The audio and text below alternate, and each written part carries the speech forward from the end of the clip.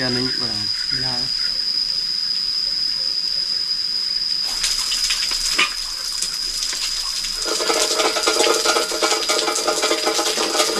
ไม่ต้องห่างกันเลย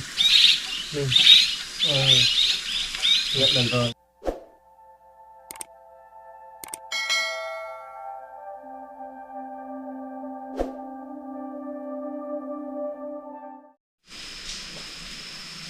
สวัสดีตอนเช้าสบายพ่อแม่พี่น้องกันทุกคนตอนนี้เวลา3:303:10บ่เป็นเลย3:15 นาที15-18 นาทีนี่แหละกำลังกะเกียมพอเฮาตั้งวงปลุกไว้3:00ตรงพอดีกะเกียมตรงพอเรียบร้อยกะสิย่างไปค่อยไปเลยแหละแจงแต่หายิงก็หอกแต่ตอนนี้หาการก่อนจะได้ก็ลองลุ้นพร้อมกันพี่น้องพุ่นแหละไปทางนี้เปลี่ยนกับเมื่อวานนี้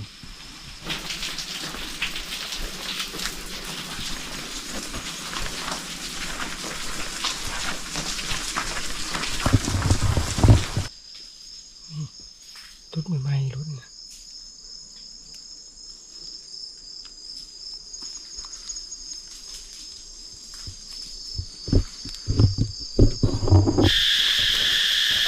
การเป็นแจงบริพอยังเลยหายิงก็หอกมัน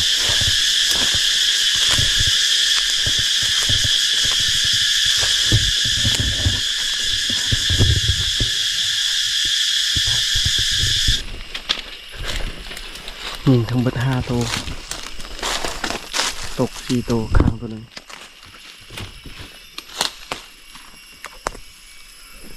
1 2 3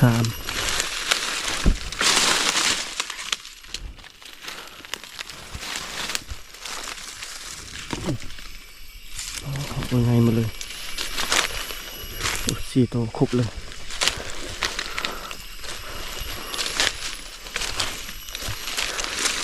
ด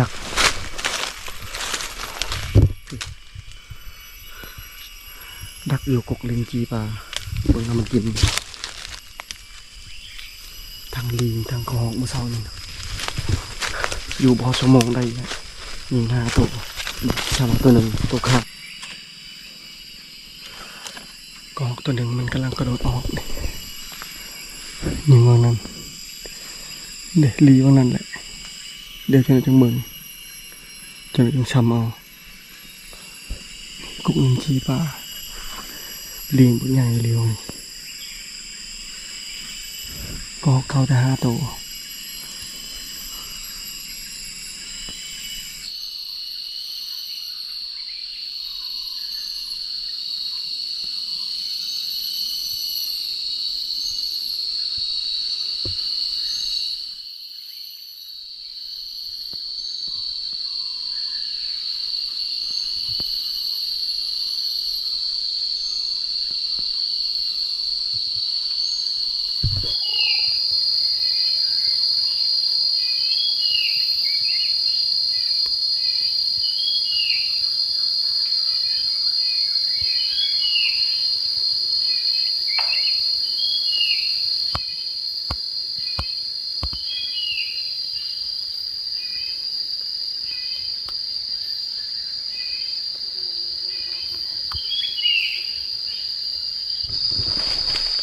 ตอนนี้ได้ซ้ำเอา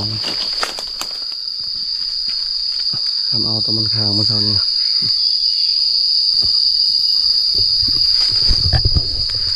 ถือว่าได้5 ตัวได้เบิดเลยที่มันเข้ามาเมื่อเช้านี้นะ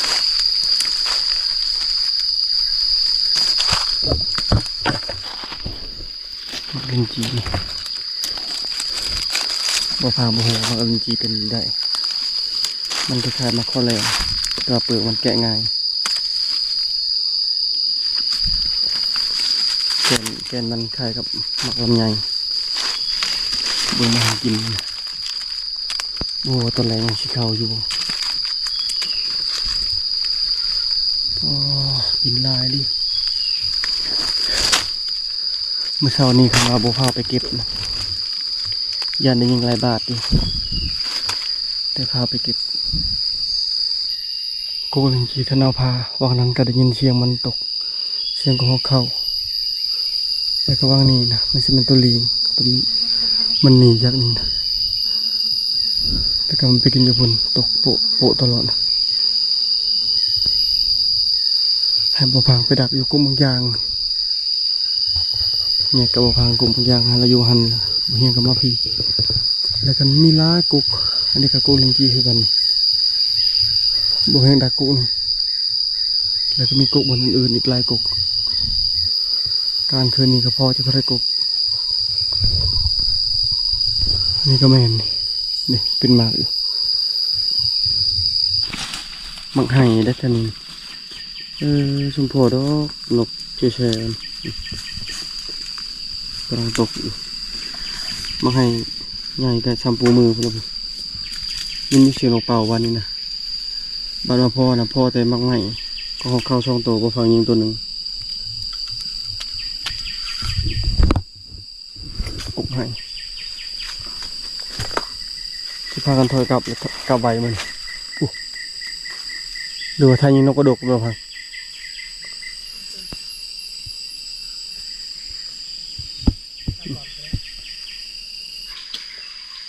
ตอนนี้ลงมาหอดลุมนาพาเลยวังนี่เทียงทางเสียงกระหอกเสียงนกแซวๆอยู่คิดว่าต้องมีมังไห่คิดว่าย่ำนี้บ่มีมังไห่แต่พอพังพอในซองกกมังไห่แข็งมังไห่หินนะกกหนึ่งกับมังไห่โตพอยังถ่ายไม่กินนะวังนี่แล้วมันห้องแซวๆนี่มันอยู่ชันลุมพอได้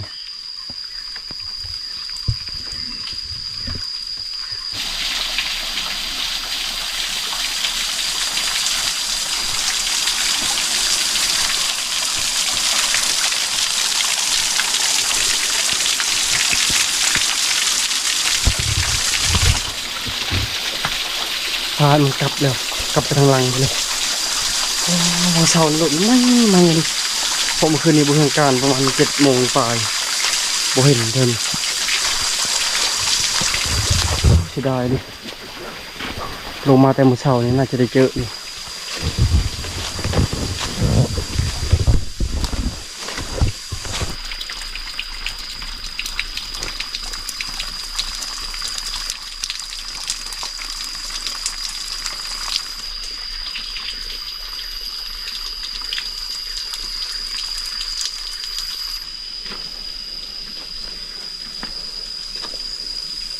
ครับหมดเข็มเรียบร้อยวัน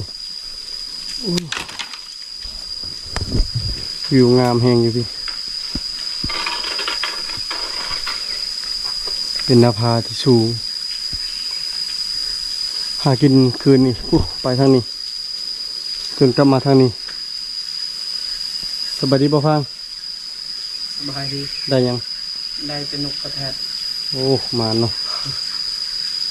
ออกจากห้องกลับมาได้พ่อคือกันเนาะพ่อสูงเลยล่ะ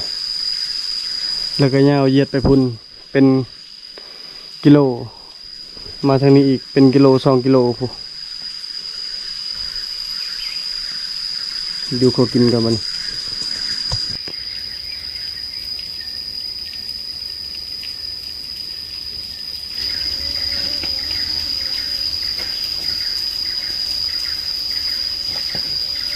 เด็กก็หอกหาโต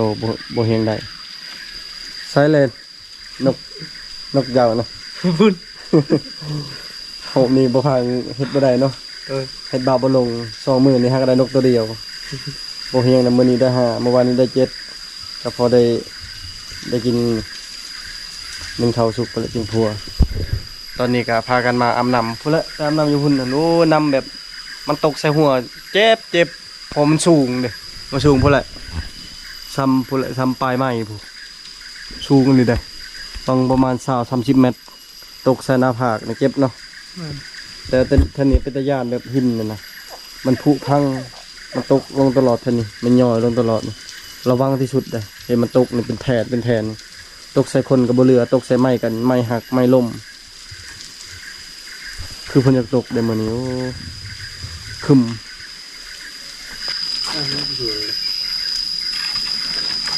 ไปจะมาเย้าเหรอมันก็ไปกองเลย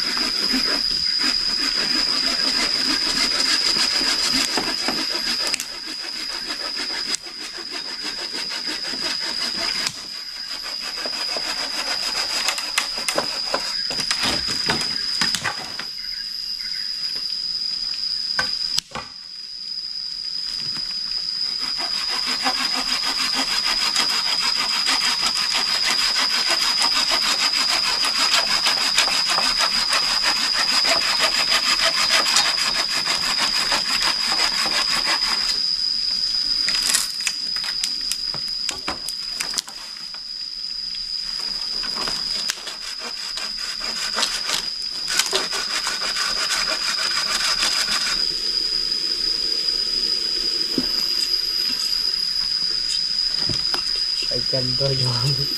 จำบ่ยาว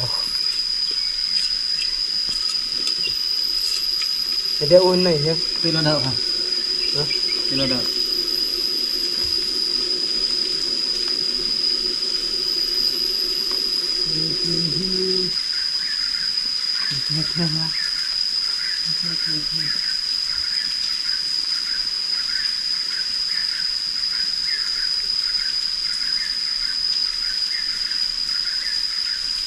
ทำการรักลูกบอด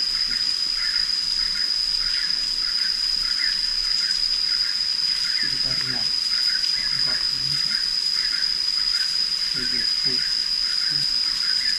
ฟังอันนี้เราครับแกนี้เราไม่ได้มันดีจัดเลยครับไม่เอาเปล่าอันนี้เฮ็ดบ่ได้ เราแวะกับปากบิ๊ก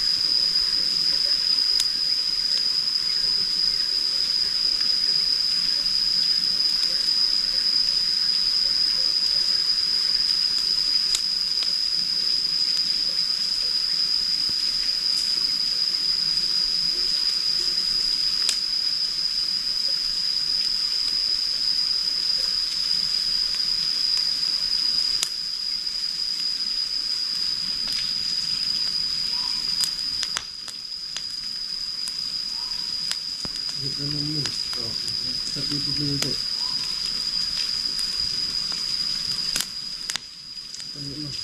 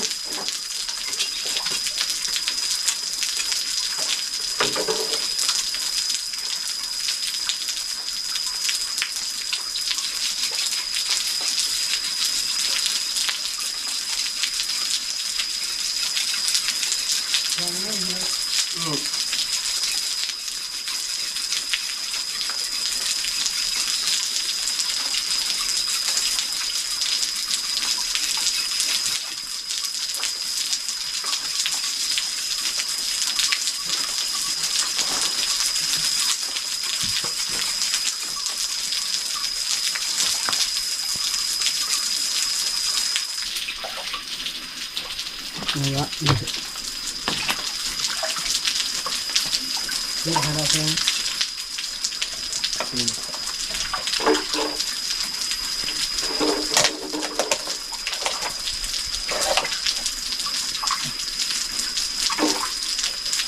นี่ว่าไงนี่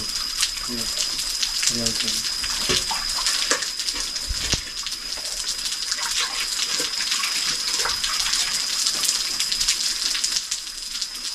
มันจะนำวะฮะในเตียง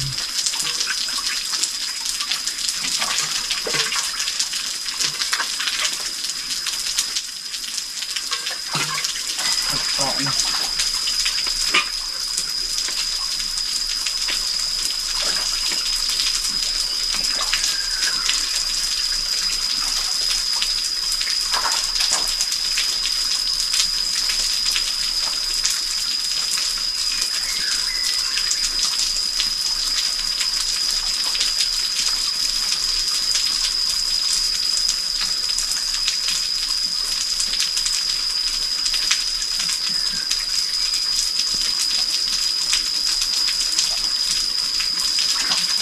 นี่ด้านนี้เอาไปทำมือเพียงน้ำเดียว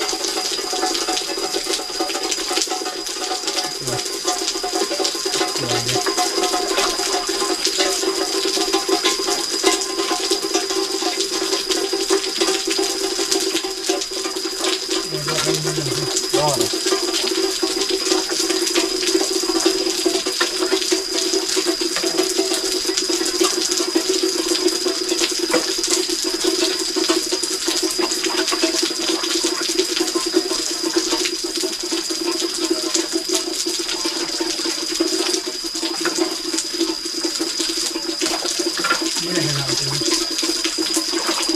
ดูตรงนี้นะ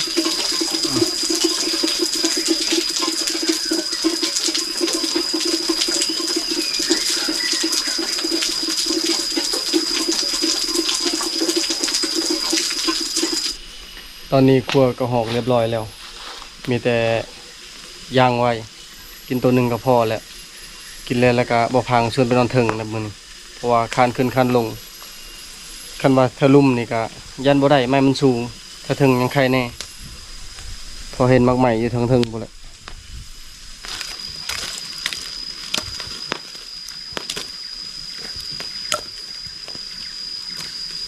เริ่มจะมานำนะครับ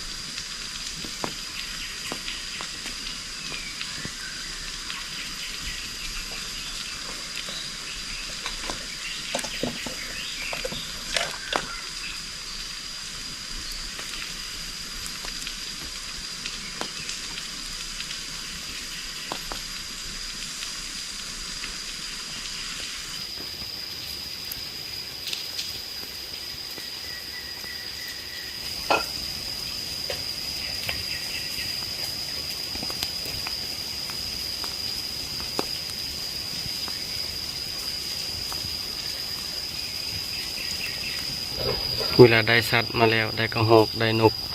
กินทั้งไส่กินหมดทุกอย่างเลยที่เป็นที่อยู่ในตัวกระหอก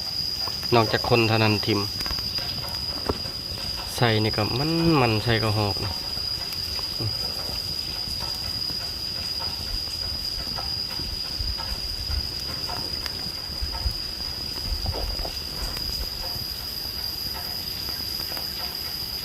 ตอนนี้กระหอกเฮากระสุกเรียบร้อยนะตอนนี้คันนี้ต้มน้ำคันนอนซี่เลยก็เอาน้ำมาตาบ้านก็ได้เอาน้ำสะอาดมาแต่ว่าอยู่พี่นั้นพกพายากขนาดเครื่องเมื่อวานนี้ก็เกือบบลอดก็เลยต้องจำเป็นต้องเวลาจำเป็นก็หาตักเอาน้ำเท่านี้แหละตรงเอานี่มีน้ำทางนานแล้วก็ทางลังเฮาบนเฮาอาบแล้วก็มาต้มทุ่มกันจังสี่แล้วก็เอาพวกใบไม้ก็ได้หรือว่าถากเอาเปลือกไม้ก็ได้แกนไม้ก็ได้มาต้มรสชาติมันก็บ่แซ่บปานใดแต่ว่ากินแบบเพื่ออยู่รอดนะพี่น้องเอ้ยเอ้าวันนี้ก็เริ่มกินข้าวเช้าบัดนี้นี่กินนกตัวหนึงกับไส่แล้วก็กระหอกตัวหนึง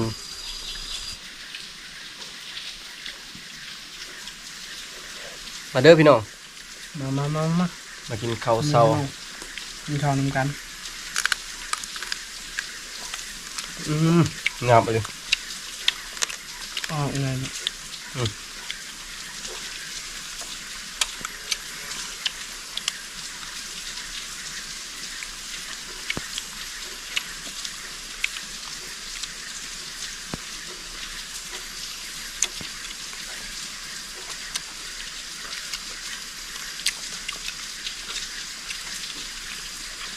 กินข้าวเช้า10 โมง 11:14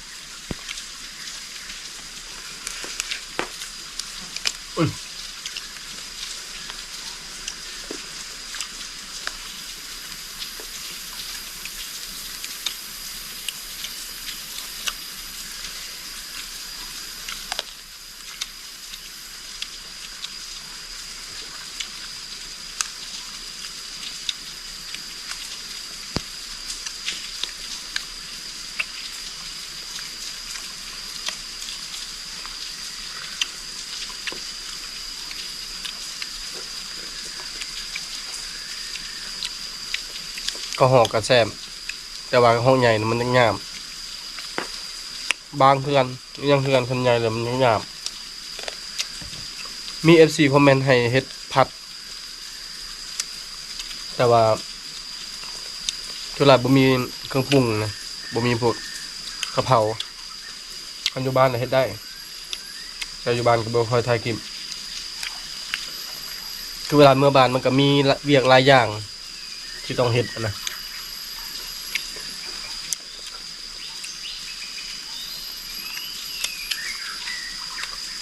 เมื่อวานมื้อซื้อนี่ว่าสิไปเอาเหือไม่เป็นเหือหั่นพอดียืมเหือไผก็บ่ได้เหือใหญ่ก็เลยโจะมาปาก่อนพอมื้อคืนนี่ก็เห็นว่าพายุสิเข้ามาอีกแล้วก็เลยมาปาตอนนี้ก่อนเอาตอนอากาศนิ่งแบบนี้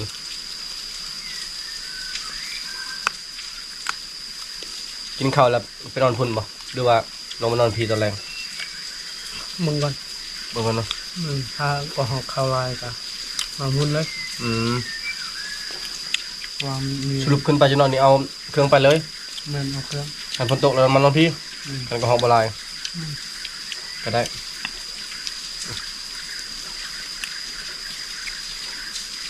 นี่นะแค่ประเมินยังไงน้องวัดเปล่างัดเปล่าเขา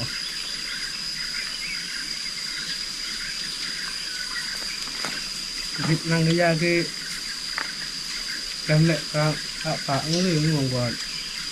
เอาเฮิมยาเลยลึกเต็มเฮิมยาประมาณสิบก็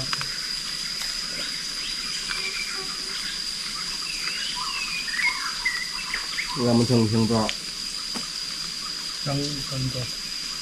pada penyamun kamu boleh oke siapa sebenarnya kalau ngumpul enam itu banget nggak mana ดาโตดมีเตียกเลย oh itu sembarang lah เราอยากใช้โพกเลย mana mendap dong wah ngumpul itu hangin paling meni ดูภาพโพกเป็นไง tak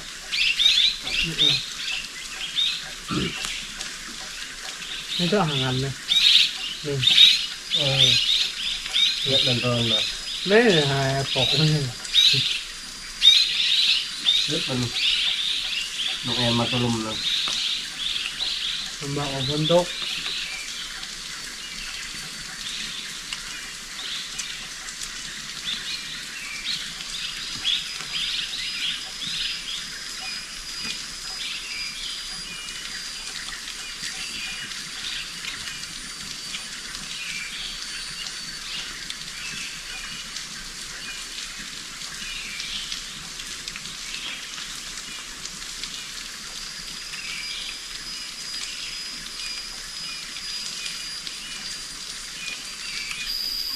ตอนนี้เวลา2 โมงกว่าๆเกือบ3 โมงแล้วก็พอดีกะเกียมเก็บเครื่องเก็บของหลังจากที่เฮากินข้าวมื้อเช้านี้กินข้าวแล้วก็พากันนอนพักผ่อนก็บ่ผ่านกันหลายชั่วโมงเติบเพราะว่าคนเฮาก็ต้องมีเวลาพักผ่อนให้ตัวเองกลางคืนเฮ็ดเวียกจนดึกจนดื่นแล้วก็ตอนเช้าตื่นแต่ดึก